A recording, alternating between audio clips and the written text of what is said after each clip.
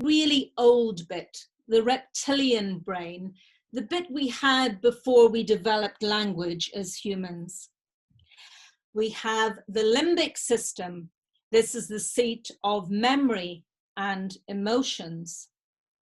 And then we have the bit that I suspect you as barristers use the most, what we call the prefrontal cortex, the bit where we have our cognitive thinking, our conscious thinking.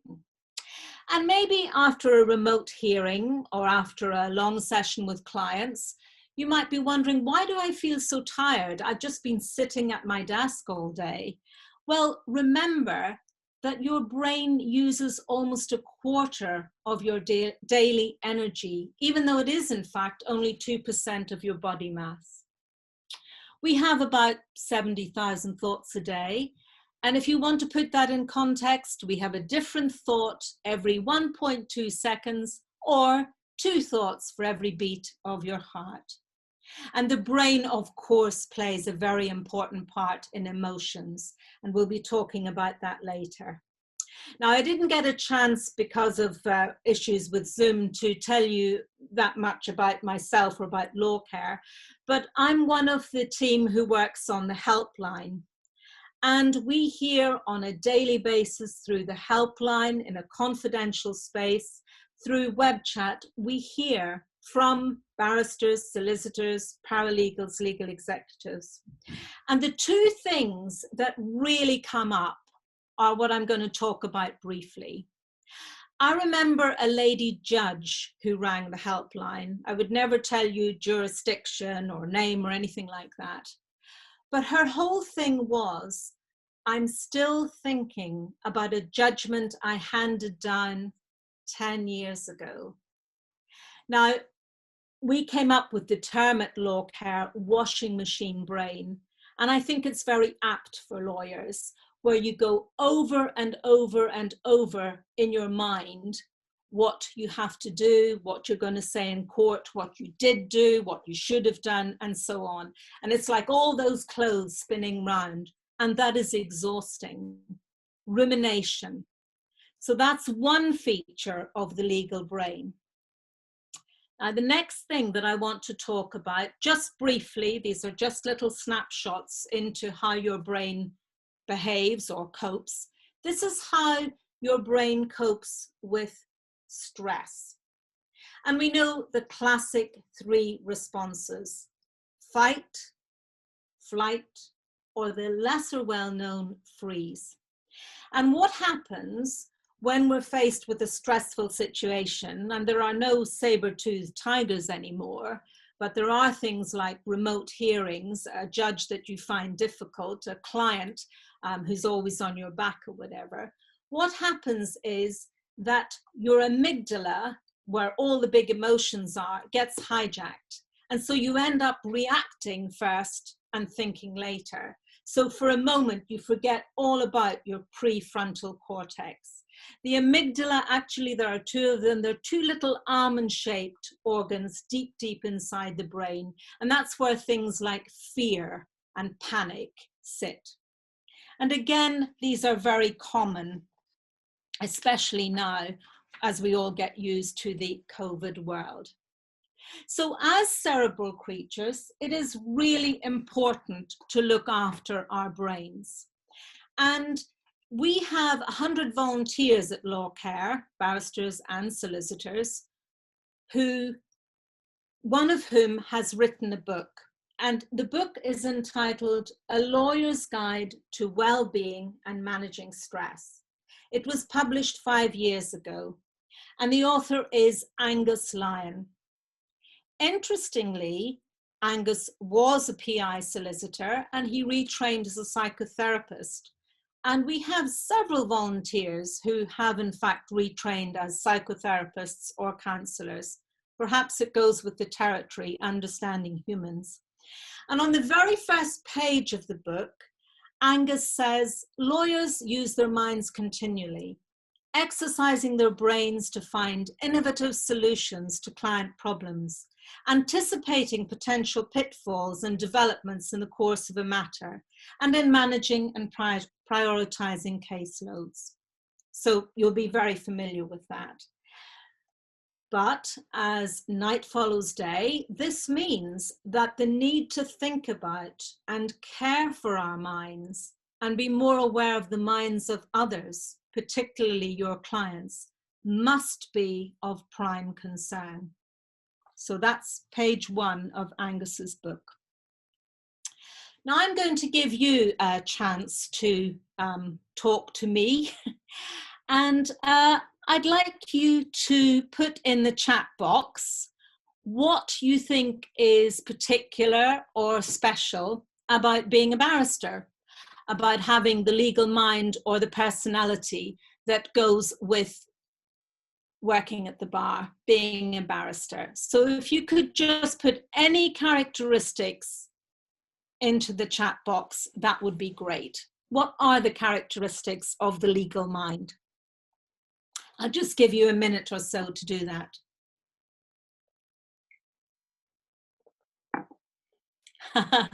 Yes, absolutely. Perfectionist, dedicated, analytical, being a specialist port of call. Yeah. Expected to be on top of our game, diligence, busy, separating one's feelings from the facts of a case. More on that later when I cover vicarious trauma. Finding the solution, solution-focused, organized, diligence, busy. Yeah. A few more before I carry on. Always available. Resilient, we're going to come to that. Expected to know all the answers. Imposter syndrome. Yeah. Also the inner critic, just thinking of that. Okay, so we'll come back. I'd love to spend more time, but I'm aware that we've started late. Always calm, even if the duck is paddling furiously below, remaining confident, and so on. Okay, thank you very, very much. That was wonderful to get an avalanche of characteristics of the legal mind. And moving on, you know, why LawCare? Why do we have a charity that promotes the mental health and well-being of our lawyers? Why on earth do lawyers need support more than any other profession? And you've answered it really in those words that you've just given me, because they show how tough it is. And I've just put a few words in there. Prudent, pessimistic, because being a barrister, you have to look at all the facts and you have to look at the worst possible outcome. The overthinking, the rumination that I referred to earlier. And then someone mentioned it, the perfectionist approach. You've got to be on top of the game. You've got to be as perfect as you can be, because otherwise the judge won't listen to you, you won't win the case, or the client won't have much confidence in you. And then particularly as barristers, I think self-sufficient. If we sort of take all those characteristics, just a few that I've written there and all the ones that you've provided, then look at the legal workplace, now the remote legal workplace. It's competitive, it's pressured. Long hours culture, you might be working from home, but we know from our helpline and web chat that many of you are putting in even longer hours now that you are working from home. Inevitably hierarchical. And so I would argue that the law as a profession is a place of negative emotion. And just moving on to the idea of perfectionism, there's only one person who is practically perfect in every single way.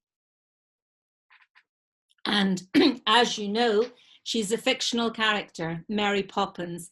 Would never have been my choice of a nanny, but there you go. And no one is perfect, but it is what inevitably as a lawyer you aspire to being, because isn't the devil always in the detail? And then I want to move on and remind you of what you are providing to your clients, particularly now, I think, in these strange times. You're an anchor, often in a very rudderless life, and you are an anchor for them. You're there to give encouragement. Perhaps the most important word on that slide is empathy. And in the novel,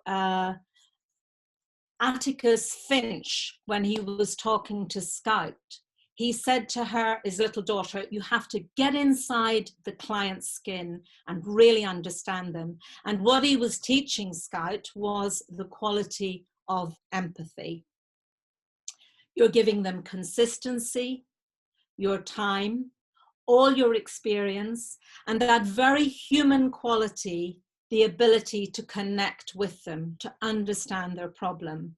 And you are literally a voice for them, a mouthpiece for them, and of course, a listening ear, because I know from having been once in practice myself, how sometimes it takes a long time to really work out what it is that the client is trying to tell you. Oh, that was Mockingbird, of course, Atticus Finch, when I mentioned empathy.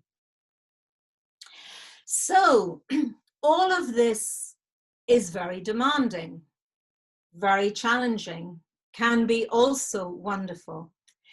And in the next section, I'm going to talk about vicarious trauma. Vicarious trauma is still, in my opinion, not researched enough in, I'm going to say, Europe. Most of the research comes out of America and Australia. So let's look at what it is. And I would say, just moving for this section, moving on, that vicarious trauma is particularly prevalent in areas of law such as criminal, family, immigration, personal injury work, and clinical negligence, where you're really looking at the human being and what has happened to them and hearing their story. So vicarious trauma, it's a process of change. It results from the quality of having empathy and engaging empathically with your clients, the trauma survivors. And that definition comes from the BMA. So when these emotional changes are experienced, you're there helping people who have traumatic stories to tell. And what happens? Well, I think the clue is in the word vicarious. So moving on to the definition. Vicarious means experienced or realized through the imaginative or the sympathetic participation in the experience of another. It comes from the Latin word vicarious, meaning substitute. And trauma, I think it comes from Greek and means wound, but it's an injury, or perhaps more in certain lines of work, an emotional upset, disordered psychic or behavior state resulting from severe mental or emotional stress or physical injury. So in a way, you as a barrister, almost by process of osmosis, you take on part of what your client has experienced. And let's look at that for a moment. Traumatic events shatter, I'm going to say, the client's sense of safety in the world, and it forces them to question fundamental beliefs about themselves, about others, and about relationships. And that's what happens to the client. And in a way, that starts happening a little bit to you, because as a barrister, you're there engaging empathetically, with compassion, with your clients who've experienced trauma. So you are at risk of a version of what your clients have experienced. And that comes from the Yale Law School. Not so much research over here yet, as I've said. So any quotes I'm giving you are all from American sources. So what effect is this going to have on you, and why? Why does it happen? Well, it's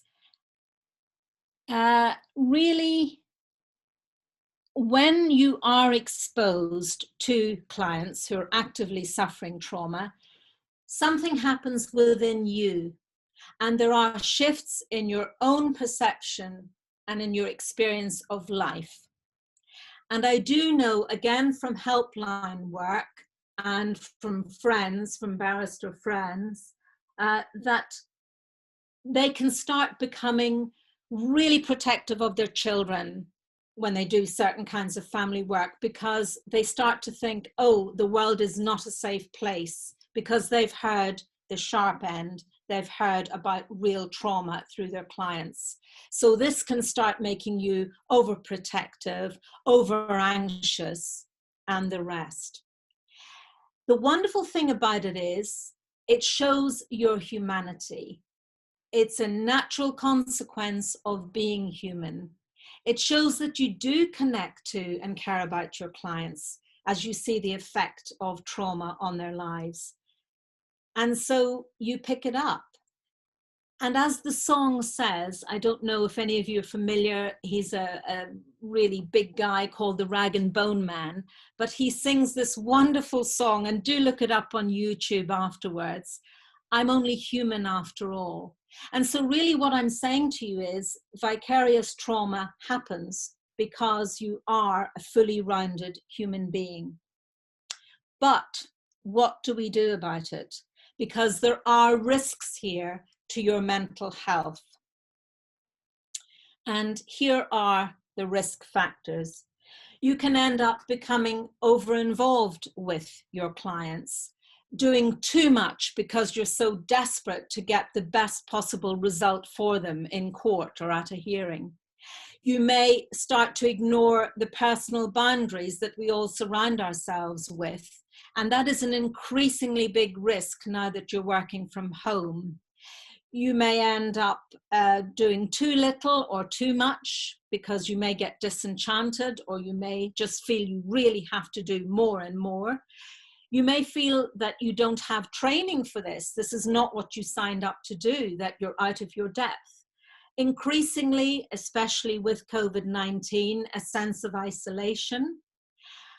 Interesting point maybe for you to take away and think about is that perhaps this can trigger trauma in you, something that your client says or that they've experienced or they talk about. And if that happens, you will need to go and get some specialist help. But I think it boils down to two kinds of roles that I see in barristers. One sometimes is the rescuer, wanting to rescue, and the other, of course, all lawyers are problem solvers. Now, I'm not going to go through any of these in detail. I'm just going to pick out one or two because I'm aware of time. But what I would like to say is we have a fact sheet on the LawCare website all about vicarious trauma, written for us by a wonderful organization called Claiming Space. Two young legal aid lawyers, one barrister, one solicitor, and a lot of this you can get on there. But I'm just going to pick out one or two bits from these slides for you to think about. Is that me? Am I experiencing that? Going beyond the boundaries of the role and overworking. Maybe feeling spaced out, dissociated, at a remove or numb. I do know about 2.5 years ago, there was a very good program on Radio 4 called Barristers on the Brink, which was all about how criminal barristers were reacting at the time. And Elizabeth Rimmer, our CEO, contributed to that program. I'm sure it's still on YouTube or whatever. But the experience of being dissociated or numb came through very strongly. And there was a barrister on there who had been in the James Bulger case. And he said that all these years later, some of the imagery, some of the facts of the case were still very much present within him. So these are all symptoms. And I've got one more slide of symptoms where maybe those that you live with, those that know you best, start saying, you know, you seem very tired these days. You don't have the energy, the vivacity you used to have. Maybe when you go to bed at night, you still see mental images related to events that the client describes, or your client's images may come into your dreams. You may wake up feeling jumpy, disorganized, or overwhelmed. I've already mentioned that concept that a barrister talked to me about, where they felt the world was no longer a safe place because they knew what dreadful things could happen to children. And then often, such a human thing to do, people will deal with this kind of stress and trauma in themselves by resorting to more drink than more alcohol than they should be taking, maybe a bit more smoking, recreational drugs, or even overeating. So human and so understandable. So those are just some symptoms. So how do you cope with this? Well, I'm not a doctor. I am a trained counsellor as well as a solicitor, but I'm not a doctor. But I would say the first thing is to have a think after tonight about how you are being affected by your work as a barrister. Recognize what's going on. It's so important as a coping skill. And know that you may well feel these big, strong, powerful emotions, outraged, horrified, shocked by what has happened to your client. But if you start feeling overwhelmed, or I just don't want to do this anymore, or as someone said to me on the helpline once, having dealt with a very traumatic asylum seeker case, I feel bruised on the inside. I would urge you to seek help through your GP. Your home insurance, there may be a facility on there for an EAP. I know barristers are self-employed, but sometimes there is free counselling available through your insurance. And do consider counselling or psychotherapy. So I would just say, as we come towards the end of this section, be actively and acutely aware of your own reactions on a continuous basis. Try and balance your work in terms of time, complexity, and intensity.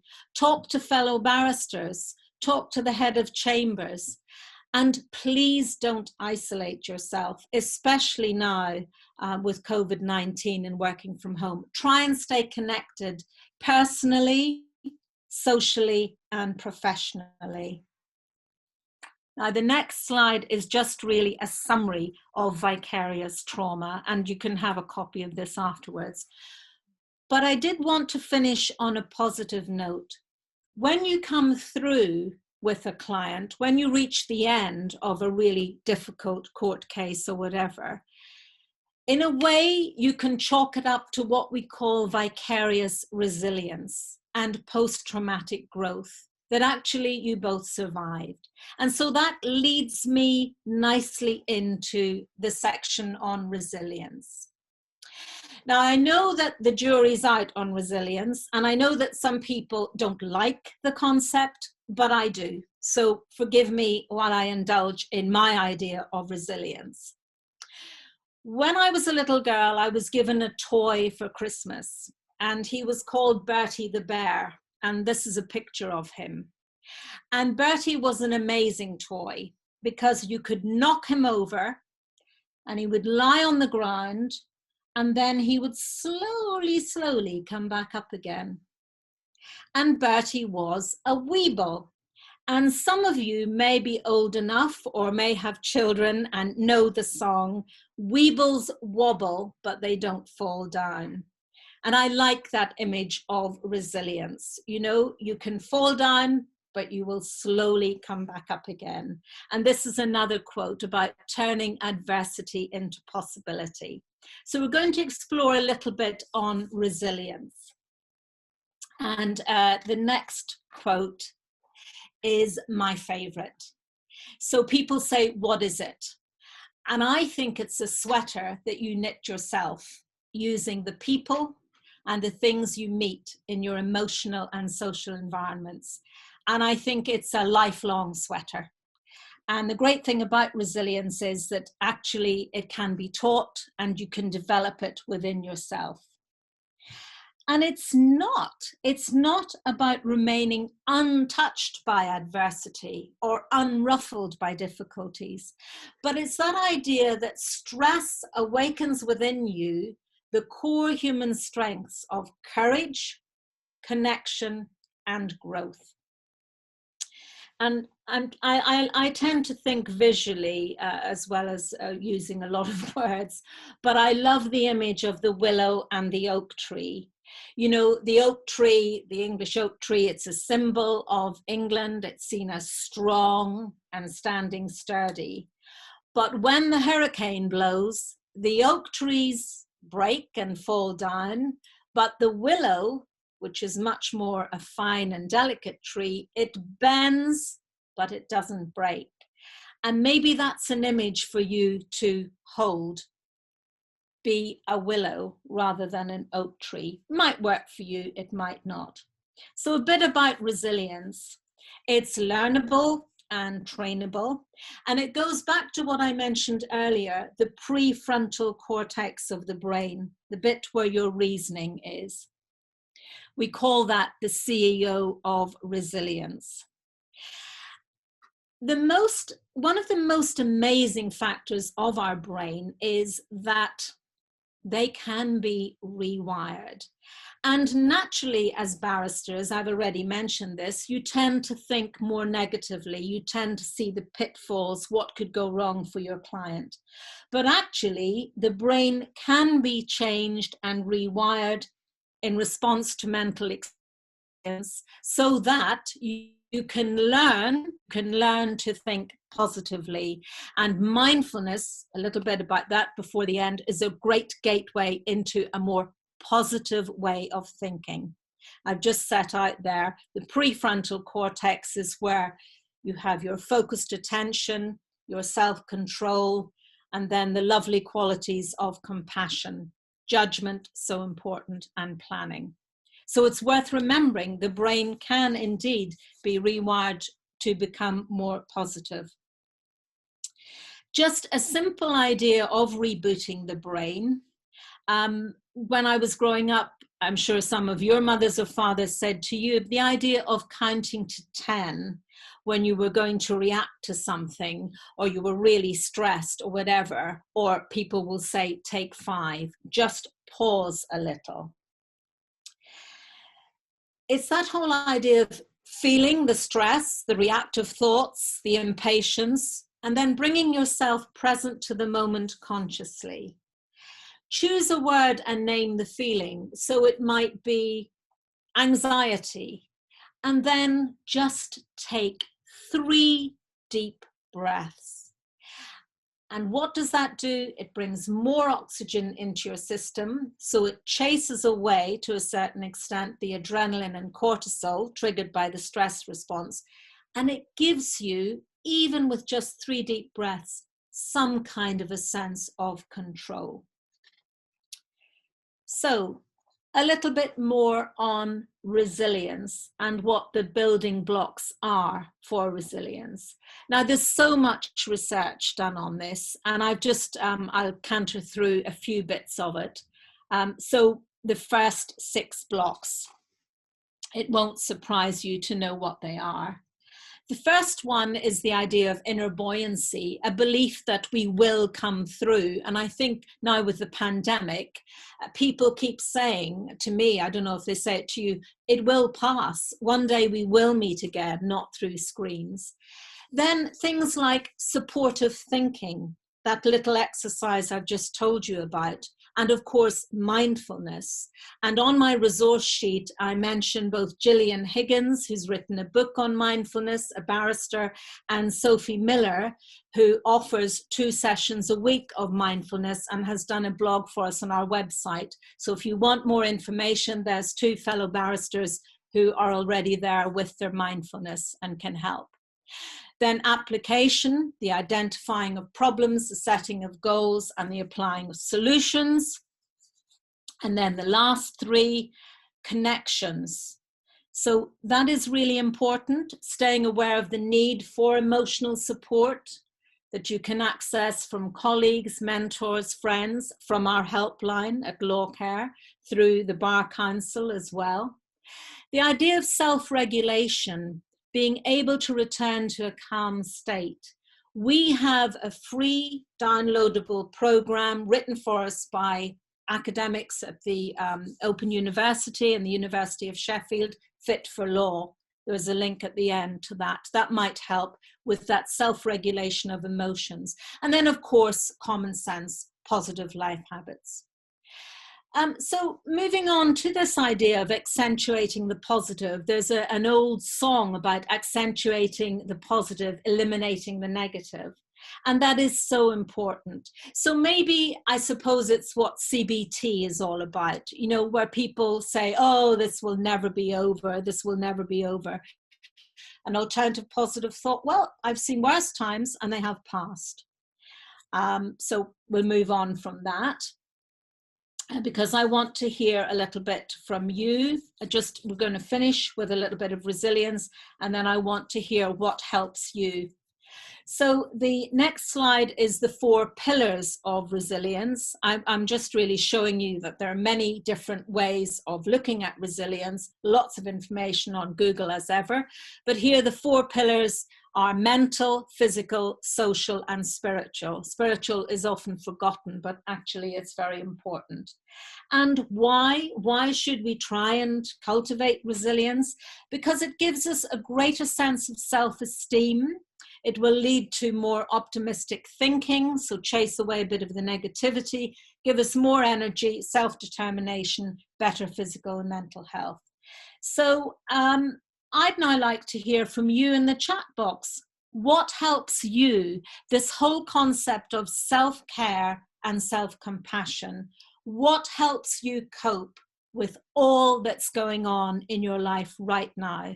Please put in the chat box, because what you put in might indeed inspire a fellow barrister. And they might think, oh, I hadn't thought of that. So anything that helps you cope, particularly in the current state that the world's in.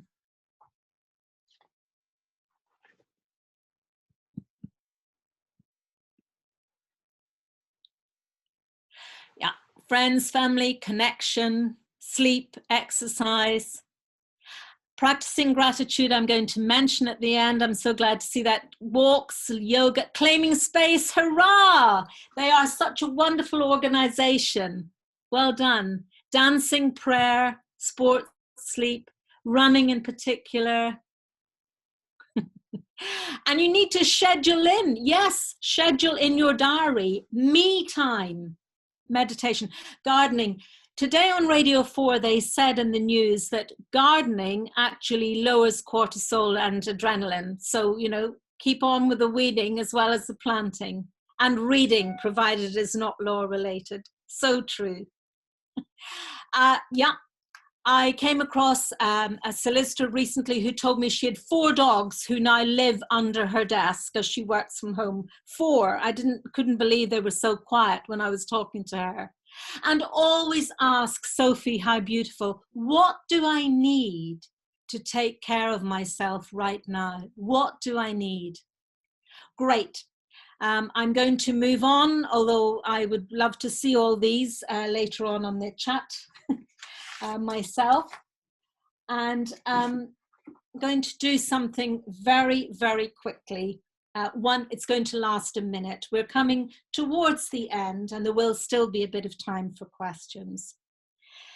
So in the Irish language, there's a very simple word, and it's self-compassion. Sorry, you cannot pour from an empty cup. Yep. We've already covered that. Sorry, yes, quite right, my slides. I'm going to move on because all of those came up pretty much, I think. So sus is an Irish word. I mean the Gaelic language. If you hadn't worked out, I'm from Northern Ireland. My ancestors were all from the south. And sus means pause. And a lot of people are describing what we're living through, lockdown and following on from lockdown, and some people still in a form of lockdown, as the great pause. And perhaps that is the best thing to come from this awful time. It's given a chance for us all to pause. So with me for a moment, I invite you to take a pause, and I've got a little egg timer here, and it takes 1 minute for the liquid to flow from top to bottom. And so while you're here listening to me, I want you to, in your mind, say to yourself, I'm going to do one more thing for me going forward, whatever it is. Just one more thing every day. Because often having an intention is as powerful as actually doing something. So what will that be? You're having a minute now to think about it. It might be going for a 10-minute walk in the morning. It might be having a bath more often to relax yourself. It might be eating better, whatever. So remember the idea of pausing in your day, pausing and breathing. And just again, on the resources sheet, there's Gillian Higgins' book, and there's also all about Sophie Miller, who has blogged for us and who runs 2 sessions of mindfulness every week. You would be very welcome to join. I know that. The benefits of mindfulness, any of us could talk for hours on that, but do give it a go if you haven't. Minute over. So moving on.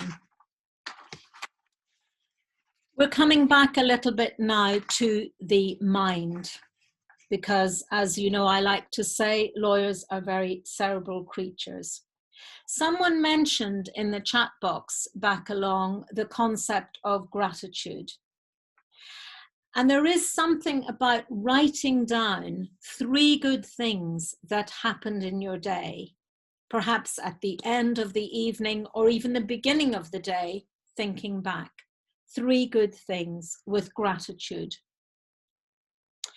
The idea of praising or acknowledging someone every day. It might be your child, it might be even your pet. And if you do live alone, give yourself a pat on the back. An act of kindness, mind your mind, a little bit of mindfulness, remember the resources sheet. And with those ideas in mind, the neuroscientists have proven that you will increase what they call the grey matter in the hippocampus, where learning, emotion and memory are. And you will reduce the fear, the stress and the anxiety. You will, if you like, tame the amygdala, where you get that awful 3F stress response. Another couple of ideas about the brain. 3 ideas that I'm encouraging you to take away and perhaps dwell on. I use the first one a lot with the young people that I counsel. I do counseling as a volunteer on a Monday for young people from very tough backgrounds. Thoughts are not facts. And you'll hear that a lot if you ever sign up for a course on mindfulness. Thoughts are not facts. There they are. They may turn into facts, but they are not facts. My favorite quote really about mental health comes from the play Hamlet by good old William Shakespeare. There is nothing good nor bad, but thinking makes it so. And when I was looking at that quote recently, I thought maybe Shakespeare, because he was a genius, I think a lot of people helped him, mind you, maybe he was thinking along the lines of cognitive behavioral therapy. And then the final one is, what flows through your mind sculpts the brain. So in a way, what you think will determine how you behave and how you are. A few ideas now in terms of resources as we come towards the official end of the presentation. On the resource sheet, I have put 5 steps to improve well-being, and I've left little gaps for you to fill in. These come, you may have seen them before, from the New Economics Foundation. Maybe seize on one and decide to work on it. So keep learning, give, be active, connect, take notice. They've all come up in the course of the presentation as well, and in the chat box, what you said. Now, next is a quote. Scientists have discovered a revolutionary new treatment. It makes you live longer, enhances your memory, makes you more creative, look more attractive, keeps you slim, lowers food cravings, protects you from cancer and dementia, wards off colds and flu, lowers risk of heart attack, stroke, diabetes. Goodness me, what could it be? You will feel happier, less anxious, less depressed. Are you interested? Vitamin D. Well, it's not vitamin D, but vitamin D is the vitamin of choice to increase immunity. Rebecca, well done. You've got it in one. Sleep. That's my favorite quote about sleep. And it is so important to try and get, they suggest, about 7.5 hours. I've never believed, you know, that Reagan and Thatcher could survive on 4 hours sleep a night. Both of them ended up with a form of dementia, and I wonder if perhaps that was because they were indeed sleep deprived, even though in their own ways they were very memorable leaders. Now, just before I finish, I want to give you, I'll just point them out to you, but one of the people that I love reading and love listening to, and some of you will know her, is Brené Brown. And she has come up with what are called the 10 guideposts for wholehearted living. Now, I know there's no way that you can read those on your screen, but if you get the slides, you can download them. I was allowed to download these for free. But it kind of summed up what I am trying to get across in the presentation.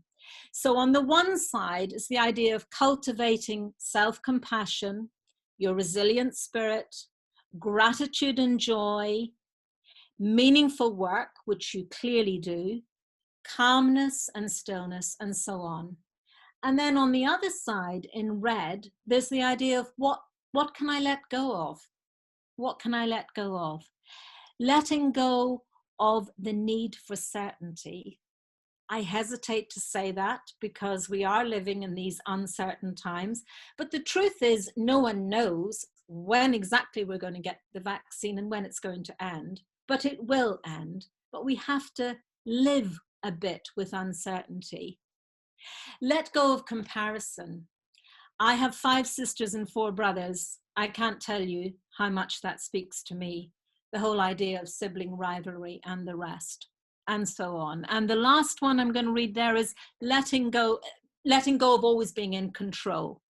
Letting go of, oh, I'm always cool, in control. Let go of that. So Brené Brown, if you don't know her, she's really a find for you.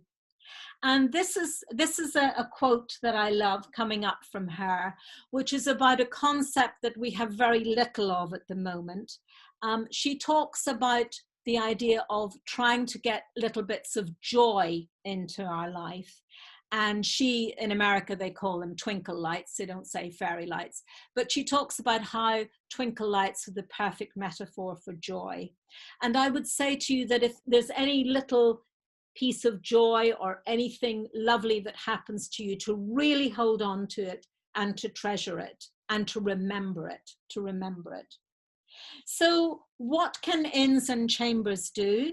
And again, at the beginning, I wanted to thank Lincoln's Inn, the Honourable Society of Lincoln's Inn, for giving LawCare the opportunity to speak to you this evening, and in particular to thank Emma Jeffrey, who really helped me with this whole Zoom thing, and Clara, who's there doing the slides so valiantly, to thank them both. But really, tonight, the Honourable Society of Lincoln's Inn with LawCare decided they'd put on this webinar for you, and I've seen your newsletter, and there's some wonderful things that go on. Consider the vicarious trauma. I want to give a shout out again for claiming space. Some of you know it already. Get to know them when you can meet face to face, join their group in London or go online. They do have courses. Try and maybe build up some virtual peer support groups. And those of you who may be more senior who are listening, keep your doors open for the pupil barristers, for the young ones who are still making their way. The Bar Council, of course, their wellbeing resources. We have a newsletter. You can sign up through our website. And we launched today Life in the Law Research, which we'd love you to fill in. Just a couple of photo shots from the website of the Honourable Society of Lincoln's Inn coming up to remind you that they're ahead of the curve.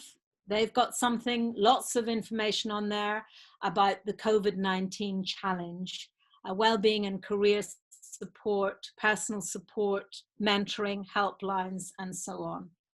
So towards the end now, LawCare.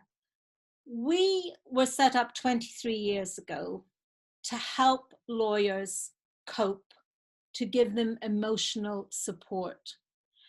And we've now broadened out. We embrace all the legal professions. We have a helpline. We have email support. We have web chat. Our website is there. One of the most wonderful things that we have is 100 peer supporters behind the scenes who themselves have been through some big upheaval in their lives, some crisis, and they are there to support a fellow lawyer who's struggling. We can arrange that for you, details on the website. I mentioned Fit for Law, which is a program about developing emotional competence and professional resilience. So you can have a look at that. Today, we have launched a new research program. It's a study to try and find out what is really going on with our lawyers. How does legal practice and workplace culture affect well-being? It's on our website. You'll see it through social media. I know that Clara Shepherd is going to put this in the newsletter. Please fill in the survey and let us know your views. So finally, before we open up for questions, the very last line of Angus Lyon's book, A Lawyer's Guide to Wellbeing and Managing Stress, the very last line for me sums up what it's all about. Healthy justice depends on healthy lawyers. And I hope in some small way that through some of the ideas tonight that you will continue on with your path as a barrister with a few more resources to help buoy you up in these really tough times. Thank you very much.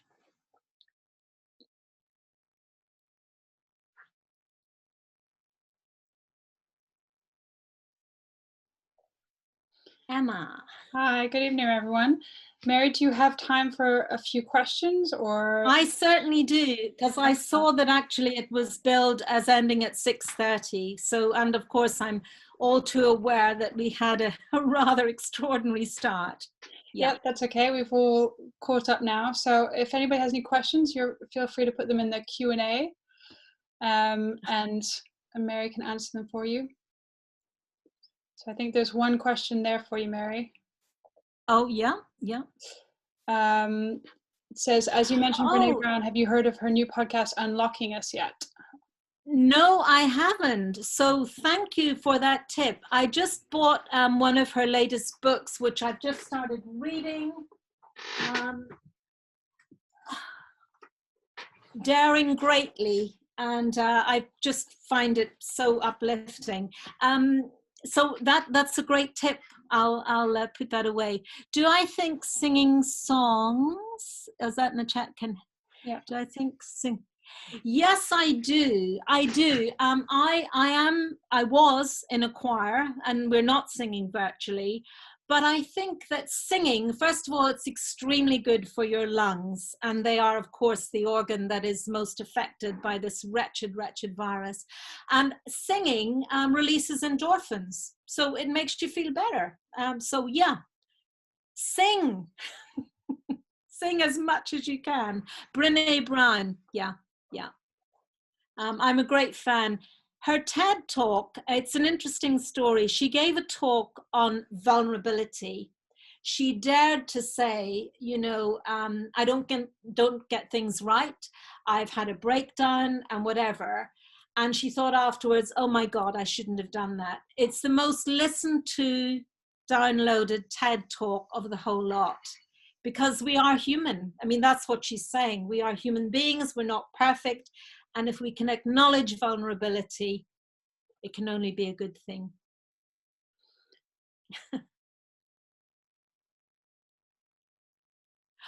Oh, yes, Catherine practiced as a doctor. After upsetting events, the good seniors would hold an informal debrief, which was always helpful.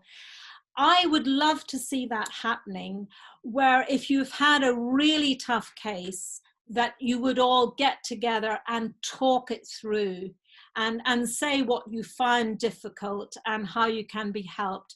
And I would love to see that happening in chambers or in virtual peer support groups, you know, because talking through can really help. And you will find that other people feel the same. That's a benefit. Yeah. I have a question, Mary, in the Q&A. Yes. We have someone who's asked, do you do any workshops for judges and court staff to let them know that healthy justice requires healthy lawyers? If not, I ask that you do. The amount of us who don't have a lunch break during trials are treated poorly in general, etc. It's as if they don't believe in a barrister's welfare and only focusing on system efficiency. Okay. This is really interesting because I am going to be on a panel with the judiciary, but I haven't been asked to give a seminar. However, last year in November, a judge that I know asked me, would I come and talk to some employment judges for half an hour? And I have to tell you, I was absolutely shaking. I was so nervous. I mean, I know that you all will be at times too. And I thought, what is this going to be like? This is going to be so difficult. But I thought, well, I can only tell them my experiences at LawCare, my interest in the concept of trauma. And if I just tell you that I couldn't get away from them, so many of them came up. They knew it was a confidential space. There were 20 turned up, but there were so many questions and the whole room was buzzing. So I always try and say to judges, remember things like if you send an email to your barristers at 10 o'clock at night, that is going to affect their sleep for them appearing before you the next morning. And one male judge said to me, you know, Mary, after your talk, I'm never going to do that again.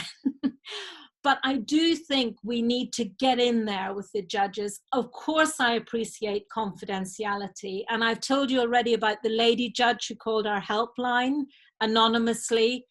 You know, they're human too. And in fact, the American research shows that the judges suffer more from vicarious trauma than anyone. Yeah, how do we do that given confidentiality? Well, we, as you know, operate the confidential helpline, but I went to meet those judges, and of course it was on condition that everything would remain within the room. So, I mean, that's all I can say. You know, we give an undertaking that we never would report names, jurisdictions, or anything. Any stories I tell you will be true, but you'll never know where they came from. Yeah.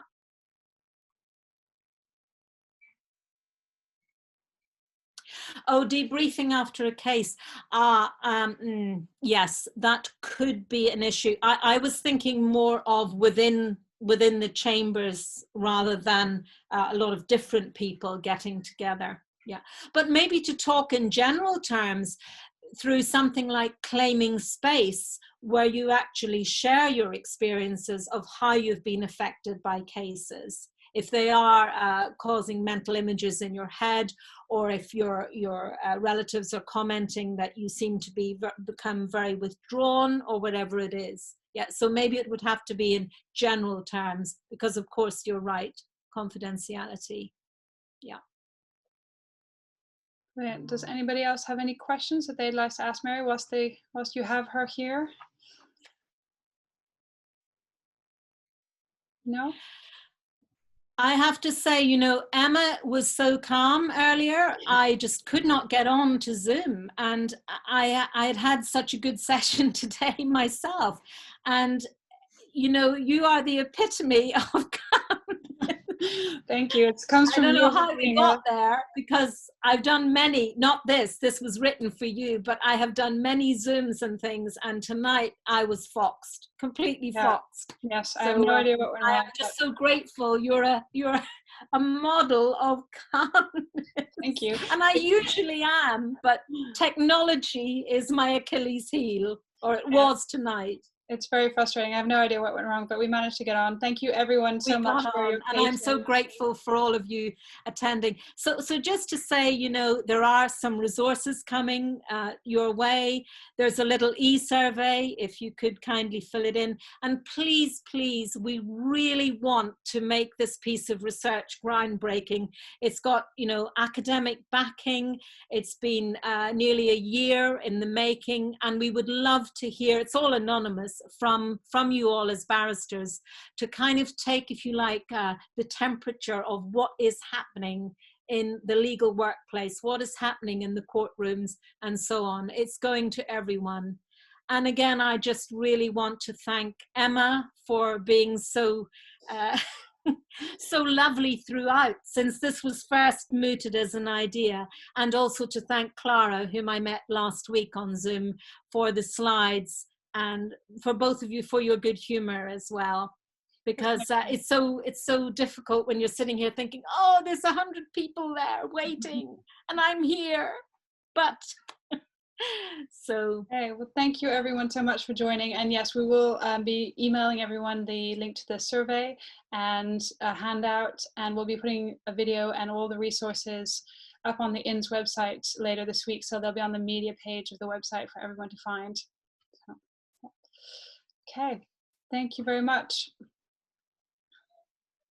Okay, so I wish you well, and you know, I'm easy to get hold of through the LawCare website, and yeah, keep on keeping on, because healthy justice depends on you all, on us all.